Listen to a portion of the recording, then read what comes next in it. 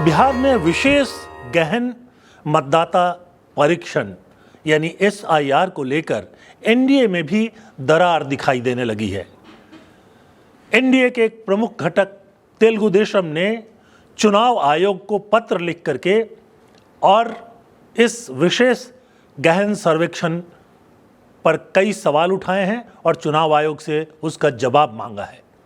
अभी तक ये काम जो विपक्ष कर रहा था, जिसको लेकर बिहार के पूर्व उप मुख्यमंत्री तेजस्वी यादव बोल रहे थे, राहुल गांधी बोल रहे थे, अब तेलुगु देशम भी वही बातें कर रहा है। तेलुगु देशम ने केंद्र सरकार को तो कोई पत्र लिखा है या नहीं अभी इसकी जानकारी नहीं है, लेकिन चुनाव आयोग को उन्होंने एक पत्र लिखा है और उसमें वो सारे आरोप एक तरह से दोहराए गए हैं जो विपक्ष लगाता रहा है।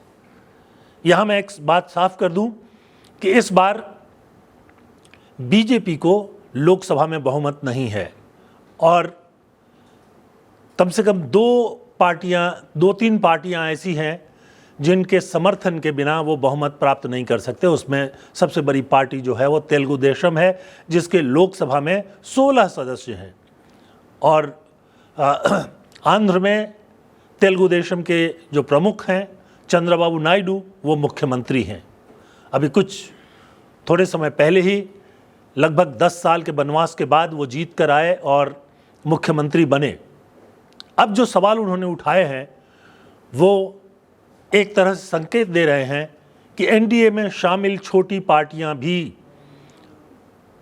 संदेह से भरी हुई हैं और उन्हें लग रहा है कि मतदाता संशोधन से बड़े पैमाने पर नाराजगी फैल सकती है, खासकर अगर वैध मतदाताओं के नाम काटे गए तो स्थिति बहुत बुरी हो सकती है। और तेलुगु देशम ने अपनी चिट्ठी में इसी बात को साफ किया है। आइए एक नज़र डालते हैं कि तेलुगु देशम ने चुनाव आयोग को जो पत्र लिखा है उसमें किन किन मुद्दों को उठाया गया है। तो इसमें पहला ही मुद्दा है SIR का दायरा जो है साफ नहीं है, यानी विशेष गहन परीक्षण का दायरा क्या हो इसको चुनाव आयोग ने साफ नहीं किया है। हम बात करेंगे कि सुप्रीम कोर्ट में जो इस पर विवाद चल रहा है उसमें भी इन मुद्दों को उठाया गया है। दूसरी बात है कि SIR को नागरिकता से क्यों जोड़ा गया या जोड़ा गया है, ऐसा भ्रम लोगों में फैल रहा है। तो ये जो नागरिकता रजिस्टर है उसको लेकर पहले से ही विवाद है और उस पर हम अलग से बात करेंगे। तीसरा जो मुद्दा उठाया है जिसको बिल्कुल विपक्ष उठा रहा है वो है कि विधानसभा जैसा एक बड़ा चुनाव जो हो रहा है उससे 6 महीने पहले SIR की प्रक्रिया जो है वो क्यों की जा रही है। यानी तेलुगु देशम का भी कहना है कि इस तरह की प्रक्रिया अगर करनी है तो उसको लंबे समय पहले शुरू किया जाना चाहिए, न कि चुनाव के आखिरी वक्त में, जबकि अगर कोई वैध मतदाता छूट जाए तो उसको अपना नाम दोबारा शामिल करने का मौका भी नहीं मिले। ये कुछ महत्वपूर्ण बातें हैं और मैं यहाँ ध्यान दिलाना चाहूँगा कि सुप्रीम कोर्ट में जो पिछली सुनवाई हुई थी उसमें भी सुप्रीम कोर्ट ने बहुत साफ 2-3 बातें कही थी। एक बात तो उन्होंने बहुत साफ कहा कि अगर आप इसके जरिए नागरिकता रजिस्टर बनाने की कोशिश कर रहे हैं, उन्होंने चुनाव आयोग से कहा था कि अगर इसके बहाने नागरिकता रजिस्टर बनाने का काम कर रहे हैं तो इसको मत कीजिए, क्योंकि नागरिकता रजिस्टर बनाने का काम चुनाव आयोग का है, माफ़ कीजिए गृह मंत्रालय का है। नागरिकता रजिस्टर बनाने का काम गृह मंत्रालय का है, चुनाव आयोग का ये काम नहीं है और इससे चुनाव आयोग को अपने आप को दूर रखना चाहिए। दूसरी बात जो उन्होंने उठाई थी कि आप जो प्रमुख पहचान पत्र लोगों के पास है उसको क्यों नहीं मानते। आज 90-95% लोगों के पास आधार कार्ड है, लगभग इतने ही लोगों के पास वोटर कार्ड है और जो गरीब लोग हैं उनके पास राशन कार्ड है, इनको नहीं माना जा रहा है।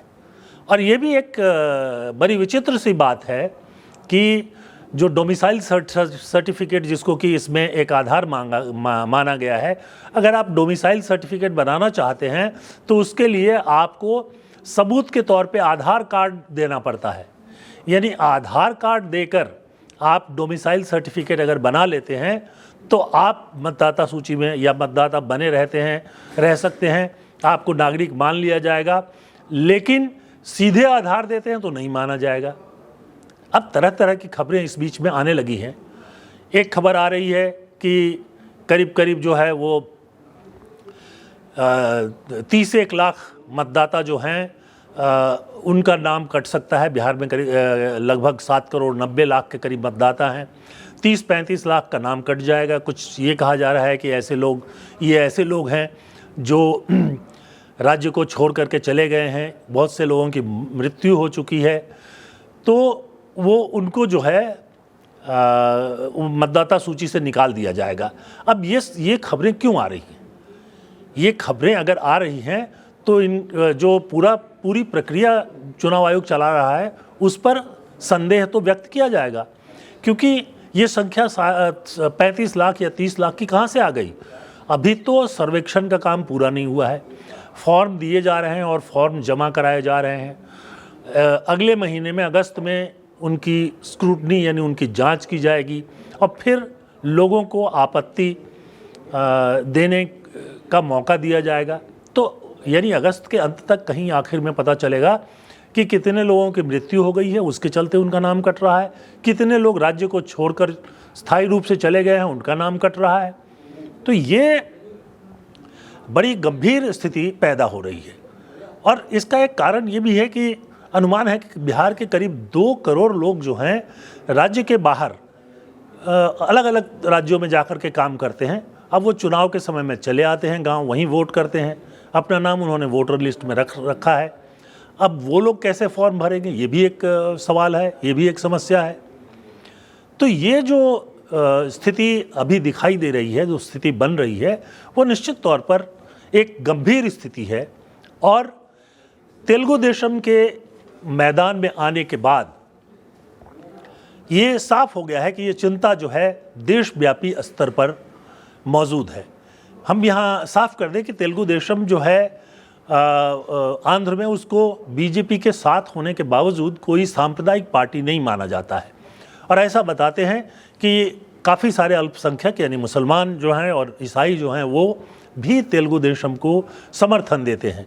और चंद्रबाबू नायडू के सामने सबसे बड़ा संकट यही है कि वो मतदाता जो हैं वो नाराज़ न हो जाएं, और इसलिए इस सवाल को उन्होंने सबसे पहले उठाया है। ये अलग बात है कि बिहार में जो एनडीए के साथ या बीजेपी के साथ पार्टियां हैं वो इस मुद्दे को नहीं उठा रही हैं। मुख्यमंत्री नीतीश कुमार और उनकी पार्टी जेडीयू ने इस पर कोई बात नहीं की है। एक और सहयोगी हम पार्टी के और पूर्व मुख्यमंत्री जीतन राम मांझी वो कह रहे हैं कि वो ठीक ही हो रहा है। और उपेंद्र कुशवाहा जो तीसरे सहयोगी हैं वो भी कुछ नहीं बोल रहे हैं। चिराग पासवान ने भी कुछ नहीं कहा है। तो कुल मिलाकर के ये स्थिति बन रही है कि बिहार में विरोध नहीं हो रहा है, लेकिन बाहर एनडीए के सहयोगी को ये लगने लगा है कि इसका देशव्यापी असर होगा और उनके चुनाव पर भी इसको लेकर समस्या आ सकती है। और इसलिए वो अभी से इस बात को सामने रखने लगे हैं और वो चाहते हैं कि चुनाव आयोग जो है वो इस पर पूरी तरह से सफाई दे, क्योंकि जो बात तेलुगु देशम ने की है उसको पहले राहुल गांधी कर चुके हैं। राहुल गांधी और बाकी जो गैर बीजेपी पार्टियां हैं, कांग्रेस और दूसरी जो पार्टियां हैं बिहार में आरजेडी, उधर तृणमूल कांग्रेस, ये सब कह रहे हैं कि SIR यानी विशेष गहन परीक्षण जो मतदाता सूची का हो रहा है उसके बहाने जो पिछले दरवाजे से राष्ट्रीय नागरिकता रजिस्टर को लागू करने की कोशिश की जा रही है। आपको ध्यान दिला दूं कि राष्ट्रीय नागरिकता रजिस्टर बनाना बीजेपी के एजेंडा का एक हिस्सा है, लेकिन काफ़ी विरोधों के कारण वो इस पर अभी आगे काम नहीं कर पा रहे हैं। और इस तरह की पहल जो है असम में हो चुकी है, वो सुप्रीम कोर्ट के आदेश से हुआ था। हालांकि वो भी अभी पूरी तरह से उसका विवाद भी ख़त्म नहीं हुआ है, लेकिन बाकी जगहों पर भी जो है ये समस्या दिखाई दे रही है। तो सवाल ये है कि जब एनडीए की पार्टी में शामिल पार्टियां इस पर सवाल उठा रही हैं तो भी सरकार इस पर बात क्यों नहीं कर रही है। सुप्रीम कोर्ट ने कहा था कि आप आधार को, वोटर आई कार्ड को और राशन कार्ड को इसके पहचान सबूत के तौर पे मानने के मुद्दे पर फैसला कीजिए, और अभी तक केंद्र सरकार ने कोई सफाई नहीं दी है। शायद 28 को वो जब सुप्रीम कोर्ट की अगली सुनवाई में जाएंगे 28 जुलाई को, तब इस पर बात करेंगे।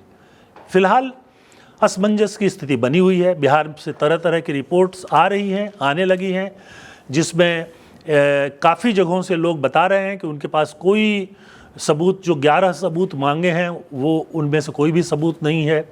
जिनके पास हाई स्कूल का सर्टिफिकेट है वो दे रहे हैं, जिनके पास पासपोर्ट है वो पासपोर्ट दे रहे हैं। कुछ लोग डोमिसाइल बनवा करके दे रहे हैं, वो डोमिसाइल जो है आधार कार्ड के आधार पर ही बनाया जा रहा है। तो ये जो है समस्या बनी हुई है अभी तक। और आश्चर्य ये है कि सरकार या चुनाव आयोग जो है इस पर अभी तक रिएक्ट करने के लिए तैयार नहीं है। तो आज के इस प्रोग्राम में बस इतना ही। लेकिन सत्य हिंदी के साथ जुड़े रहिए, सत्य हिंदी के कार्यक्रमों को देखते रहिए। एक अनुरोध, सत्य हिंदी के ऐप को डाउनलोड कीजिए। उसके अलावा जो बेल आइकन है उसको भी दबा दीजिए ताकि हर खबर की सूचना आपको तुरंत मिल जाए।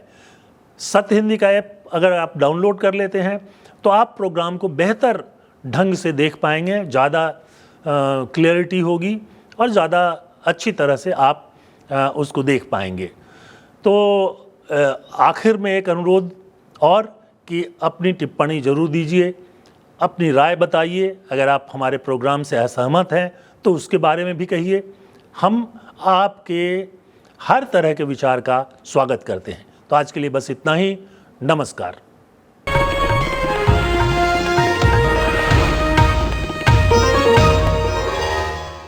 Disclaimer under Section 107 of the Copyright Act 1976. Allowance is made for fair use for purposes such as criticism, comment, news reporting, scholarship, and research. Fair use is a use permitted by copyright statute that might otherwise be infringing.